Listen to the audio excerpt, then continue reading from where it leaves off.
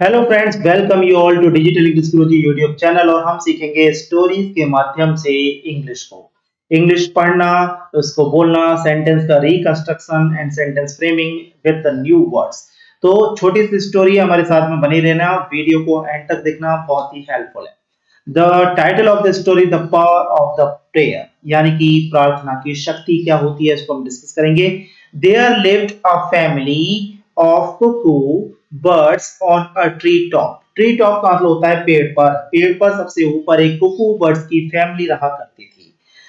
There lived a family. There का use generally stories में किया जाता है। जैसे कि हम बोलते हैं एक राजा था, तो देयर वॉज अ किंग। एक राजा है तो देयर इज अ किंग। एक राजा होगा, there will be a king.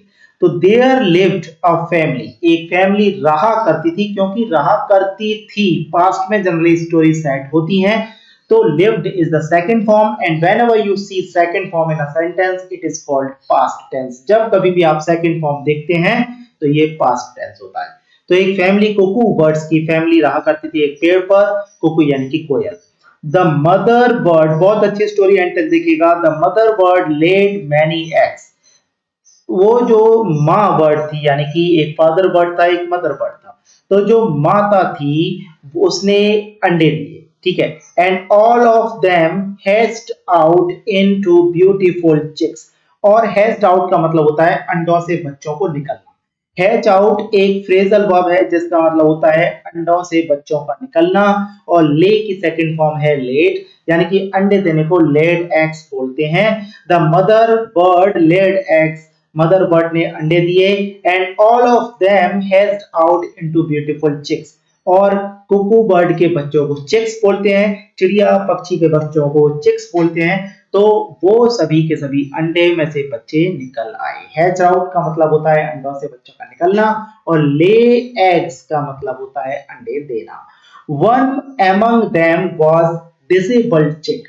उनमें से एक जो बच्चा था, one among them, one among them, among them का मतलब उनमें से एक, कई सारे बच्चे थे, उनमें से एक वॉज यानी कि था। तो ये वॉज जो यूज हुआ है वो वन के लिए यूज हुआ है। डिसेबल्ड यानी कि वो डिसेबल्ड था, वो एबल नहीं था, वो योग्य नहीं था, बेचारा चल फिर नहीं सकता था, उड़ नहीं सकता था, ऐसा बच्चा था। The mother bird was very affectionate. Affectionate का मतलब बहुत ज्यादा स्नेह करने वाली थी विद दिस चिक। यानी कि जब एक बच्चा कमजोर होता है, एक बच्चा डिसेबल होता है, तो माँ और पिता का प्यार उस बच्चे के लिए बहुत ज्यादा होता है ना बच्चों। तो the mother bird was very affectionate with this चिक, यानी कि जो माँ थी वो उस चिक से, जो कि डिसेबल था, उससे बहुत ही ज्यादा स्नेह करती थी। अफेक्शनेट का मतलब होता है स्नेह करना, प्यार करना। तो बहुत ज्यादा प्यार करती थी, ठीक है। So was the father bird too. Too का मतलब होता है भी। और जो फादर बर्ड था, जो पिता था, वो भी उससे बहुत ज्यादा प्यार करता था। Both the parents took turns to feed the chick. बारी बारी से। टेक टर्न्स, ध्यान रखना, टेक टर्न्स, TURNS, इसका मतलब होता है बारी बारी से। तो दोनों जो माता पिता थे, बोथ किसके लिए यूज हुआ है, पेरेंट्स के लिए यूज हुआ है, mother bird and father bird. Both the parents, दोनों माता पिता।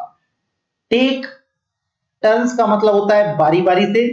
लेकिन क्योंकि स्टोरी स्टार्टिंग हुई है पास्ट में, तो व्हेनेवर स्टोरी और sentence start in past that will also and in past. अगर कोई सेंटेंस या कोई स्टोरी पास्ट में स्टार्ट हुआ है तो वो एंड भी पास्ट में होगा। तो वो जो है, यहाँ पर वॉज यूज हुआ है, स्टोरी पास्ट में सेट है। यहाँ पर जो है ये यूज हुआ है वॉज। तो यहाँ टेक की सेकंड फॉर्म टुक यूज हुआ है कि वो बारी बारी से फीड करते थे। टू फीड यानी कि खाना खिलाते थे उस बच्चों को, अपने चिक को। वन डे, एक दिन। देखिए आप यहाँ इमेज में देख सकते हो, there was a big forest fire. एक दिन जंगल में बहुत अच्छी खासी तगड़ी आग लग गई। देयर वॉज, देयर का यूज होता है जंगल में आग होना, मतलब कोई भी चीज को हम जनरली जब सेंटेंस में सब्जेक्ट नहीं होता तो हम उसको देयर से स्टार्ट करते हैं। There was a big forest fire, बहुत तेज आग लग गई थी जंगल में। It was spreading fast too. Spread का मतलब होता है फैलना, स्प्रेड का मतलब होता है फैलना। और is am are was verb के साथ में एक्टिव सेंटेंसेस में आईएनजी का यूज किया जाता है। It was spreading fast too, ये आग बहुत तेजी से फैल रही थी, फैलना, ठीक है। All birds and animals vacated the place in fear। fear का मतलब होता है भय या डर, और वैकेट का मतलब होता है खाली करना। हमने सुना होगा जैसे वैकेंसी है कि आपके यहाँ कोई, तो वैकेंसी का मतलब होता है खाली। तो यहाँ पर ऑल बर्ड्स एंड एनिमल्स, सारे के सारे बर्ड्स और सारे के सारे एनिमल्स, जानवर, वैकेटेड, उन्होंने खाली कर दिया उस स्थान को डर की वजह से, क्योंकि आग लग गई थी, तो वैकेट कर दिया। The father bird said to his chicks. Father bird ने अपने चिक्स, अपने बच्चों से कहा, फ्लाई अवे चिल्ड्रन, बच्चों उड़ो, fly away to safety. Safety एक नाउन की तरह यूज हुआ है यहाँ पर, एक सुरक्षित स्थान की तरफ। टू का मतलब तक, ये एक प्रेपोजिशन है। जैसे हम जनरली बोलते हैं कि बच्चे को drop the child to the school, बच्चे को स्कूल तक छोड़ दो, तक के सेंस में हम जनरली यूज करते हैं। तो फादर बर्ड बोला फ्लाई अवे चिल्ड्रन, बच्चों उड़ो, ये इंपेरेटिव सेंटेंस है, आज्ञा दी जा रही है इसमें। और फ्लाई अवे टू सेफ्टी, एक सुरक्षित स्थान की तरफ उड़ो।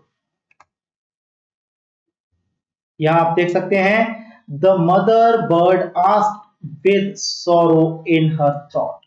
सोरो इन हर थॉट का मतलब होता है दुखी मन से। जब कोई भी व्यक्ति दुखी मन से बात करता है तो उसका गला भर आता है, रुआंसू हो जाता है। तो मदर बर्ड ने कहा, पूछा, विद सोरो इन हर थ्रोट, अपने गले में दुख भर के, यानी कि आंसुओं के साथ सुबक करके पूछा, how can we leave this poor chick. हम इस बेचारे चिक, इस बेचारे छोटे बच्चे को कैसे छोड़ सकते हैं। The mother bird asked with sorrow in her throat। throat means गला, अपने गले में उदासी भर के, दुख भर के उसने पूछा, हाउ यानी कि कैसे, कैन वी लीव, लीव का मतलब होता है छोड़ना, दिस पुअर चिक, ये तो उड़ ही नहीं सकता, हम इसको कैसे छोड़ सकते हैं। दैट कांट इवन वॉक, अरे ये तो चल भी नहीं सकता, इवन का यूज होता है भी।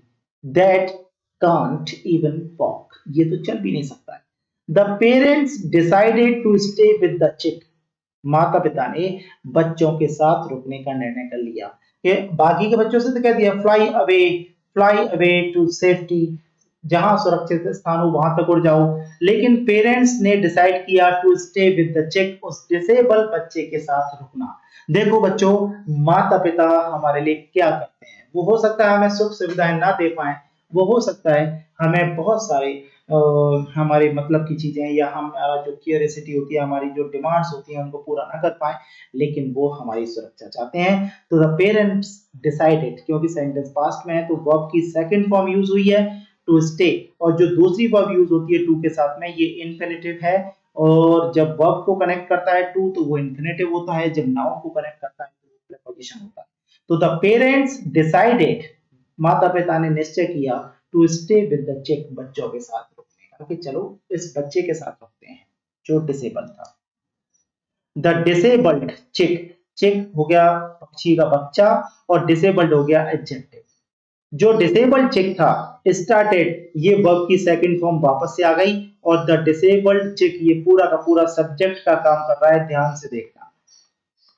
द डिसेबल्ड चिक स्टार्टेड प्रेइंग अर्नेस्टली, उसने प्रे करना स्टार्ट कर दिया अर्नेस्टली, बहुत ही ज्यादा भावुक तरीके से, उसने पूरे मन से प्रे करना स्टार्ट कर दिया।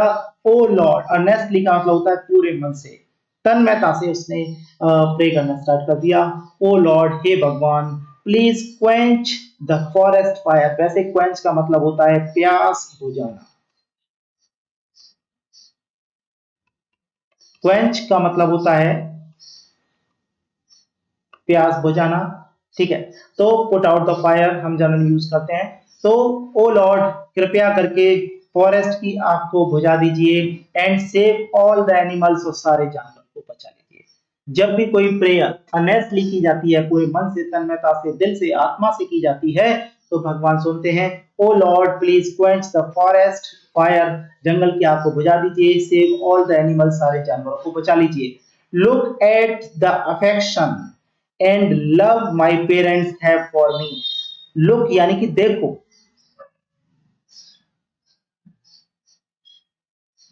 ये एक इंपेरेटिव सेंटेंस। लुक प्लीज देखो, एट द अफेक्शन, अफेक्शन यानी कि स्नेह, प्यार, इसको क्या बोलते हैं? Affection. Look at the affection, ये एक नाउन की तरह यूज हुआ है। अफेक्शन को देखो, प्रेम को देखो, स्नेह को देखो, एंड लव और प्यार को देखो। My parents have for me, मेरे माता पिता जो मेरे लिए रखते हैं।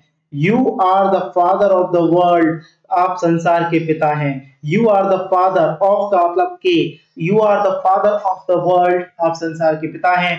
Don't you have affection like that of my parents, क्या मेरे पास माता पिता में जो अफेक्शन है, मेरे माता पिता में जो स्नेह है, लाइक दैट माने की तरह, लाइक दैट का मतलब की तरह।